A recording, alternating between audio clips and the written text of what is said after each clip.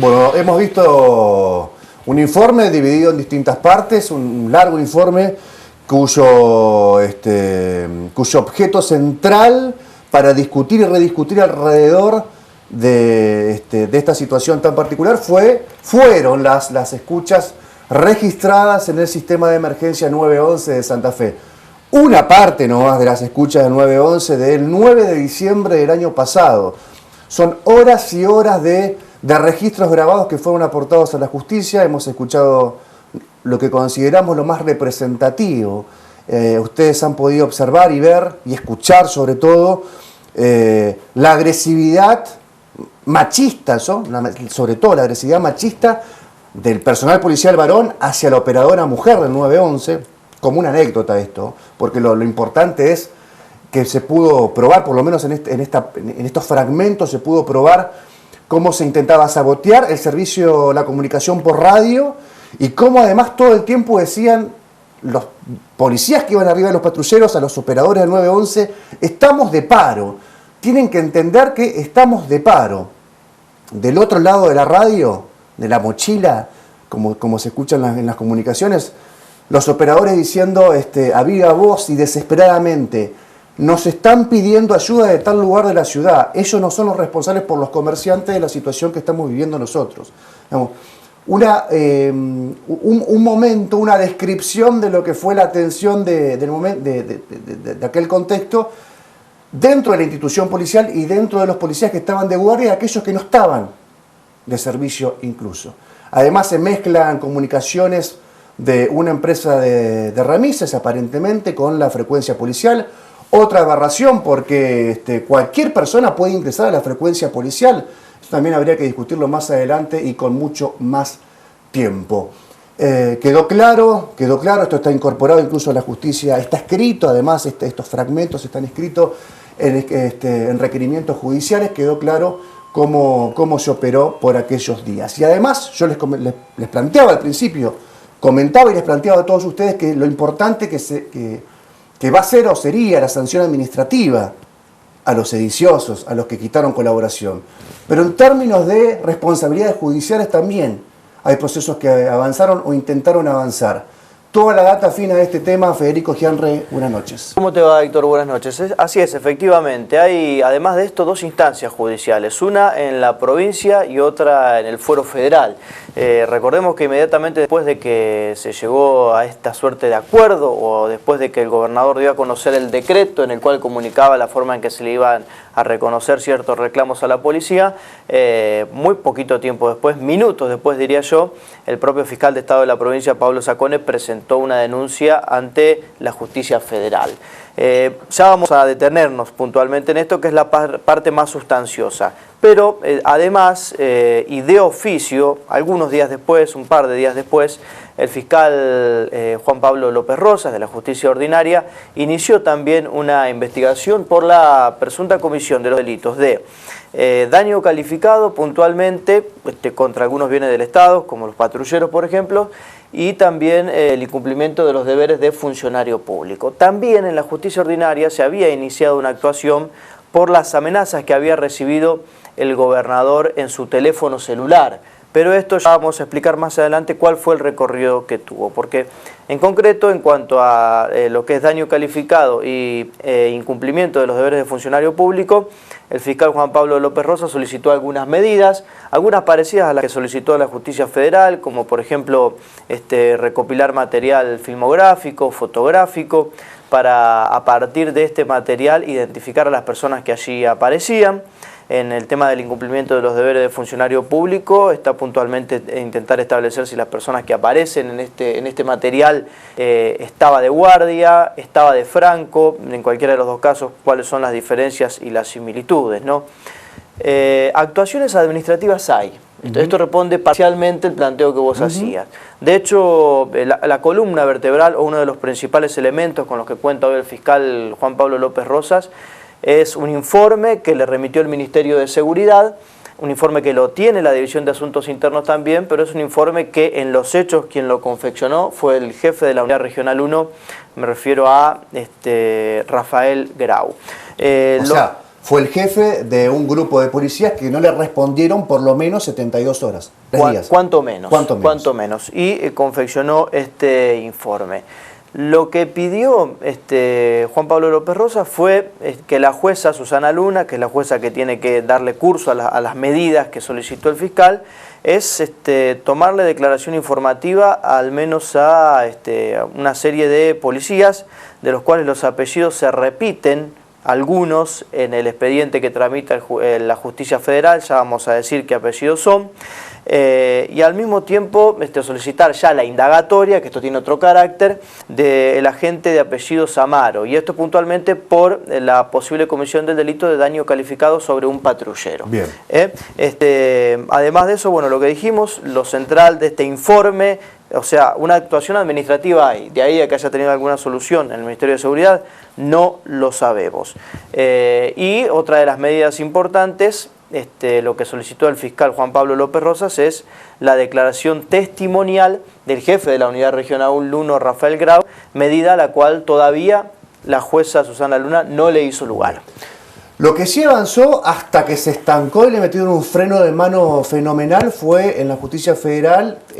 Tenemos entendido que el fiscal trabajó durante toda la feria para, una vez concluida esta feria, salir con toda la cancha y con no solamente un requerimiento de instrucción, sino la imputación concreta a un grupo de personas. Hubo un trabajo más profuso, Sí. eso es verdad, a comparación de lo que acabamos de relatar, hubo un trabajo mucho más profuso. De hecho, aquí hay un denunciante, y eso es un elemento diferenciador también, que es el propio gobierno de la provincia a través del fiscal de Estado, ¿no?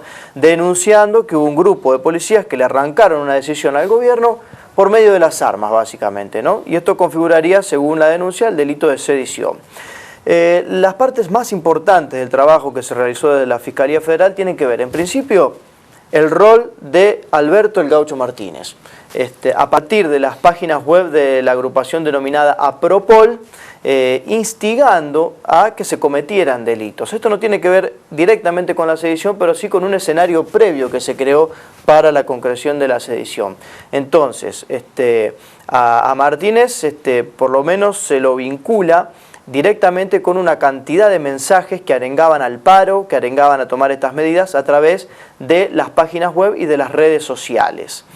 Además, y aquí sí aparecen, hay un teléfono, puntualmente una línea de teléfono celular, que se intervino y de la cual se registraron numerosas conversaciones de Martínez con distintos referentes con los cuales de alguna manera planificaban la manera en la cual iban a llevar adelante la medida, dónde se iban a concentrar, en qué ciudades, tomando qué tipo de acciones, si iban a juntar patrulleros en un determinado lugar, todo este tipo de movimientos tácticos, vamos a decirle. Bueno, todo esto lo coordinaba Martínez, que dicho sea de paso, estaba en el sur del país, en un congreso de sindicalización policial, relacionándose con otros referentes policiales de otras provincias, y recordemos el contexto de esos días, ¿no? Con lo cual, esta es una parte. Martínez hablaba con Miguel Portillo, por ejemplo, es abogado de Apropol, con otro abogado, Tomasevich. Sí, con otros dirigentes sindicales también. Muchas conversaciones, todas registradas y todas relevadas, y todas apuntando a esto. Además, Martínez confirmó que le mandó los mensajes a Bonfatti. Sí, y eso es otra parte del expediente que ya la vamos a abordar. Después de esto, lo que aparece, ya sí es la cuestión concreta del delito de sedición. Para esto, lo que plantea el fiscal es que, bueno, hay una serie de agentes policiales que son los que, de alguna manera, ejecutaron las acciones operativas de coordinar esta revuelta que se llevó adelante, ¿no? A través de diferentes acciones, desde un acta constitutiva de un grupo de autoconvocados hasta la coordinación de una movilización, distintas acciones, ¿no? En esto hay puntualmente 5 policías de apellido Patiño, Aguirres, Pagani, Samaro y Abasto. Estos 5 policías, tanto sea como negociadores, alguna vez se sentaron a negociar, o como coordinadores de este movimiento, aparecen más directamente implicados al delito de sedición.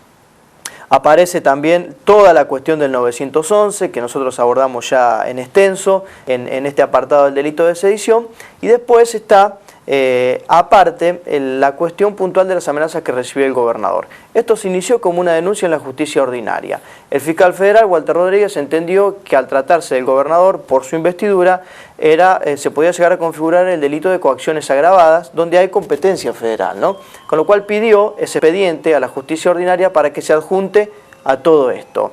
La jueza Susana Luna entendió que se debía hacer lo mismo, pero el juez Reinaldo Rodríguez, juez federal, interpretó que se trataba de una cuestión entre particulares, esto de la amenaza, y que no incidía para nada la investidura del gobernador.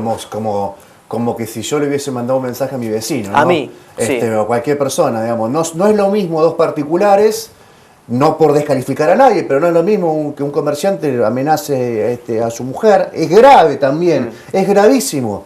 Pero no es lo mismo que lo amenacen y lo extorsionen al gobernador de la provincia de Santa Fe. Al tener posturas encontradas una jueza de la justicia provincial y un juez federal, puntualmente este asunto se tiene que dirimir en la Corte Suprema de Justicia de la Nación.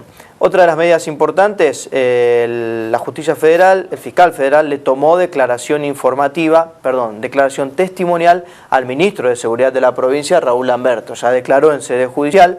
Ya le tomaron declaración, mejor dicho, y donde hay en esta declaración una serie de elementos en los cuales refuerza esta cuestión de la sedición. Lo que hay que agregar a todo esto es que el juez federal, Reinaldo Rodríguez, entendió que puntualmente la sedición no la deben investigar en el fuero federal.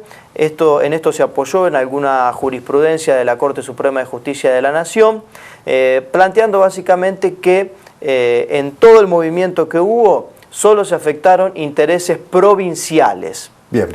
Con lo cual, a lo cual el fiscal federal apela esta declaración de incompetencia, considerando que sí se afectaron intereses del gobierno federal, y de esta manera es que el delito se debe seguir investigando en la justicia federal.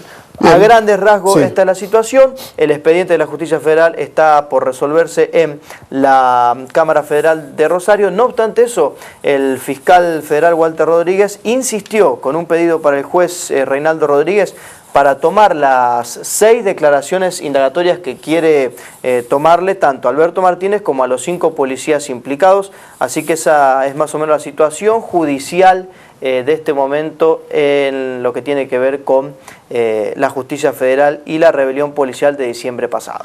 Muy bien, la situación judicial de los sediciosos, lo administrativo también no es periférico, es importantísimo que se resuelva en el ámbito del Ministerio de Seguridad. Nos quedamos sin tiempo, un programa con mucho contenido, con mucha pimienta, como dice otro conductor de este canal.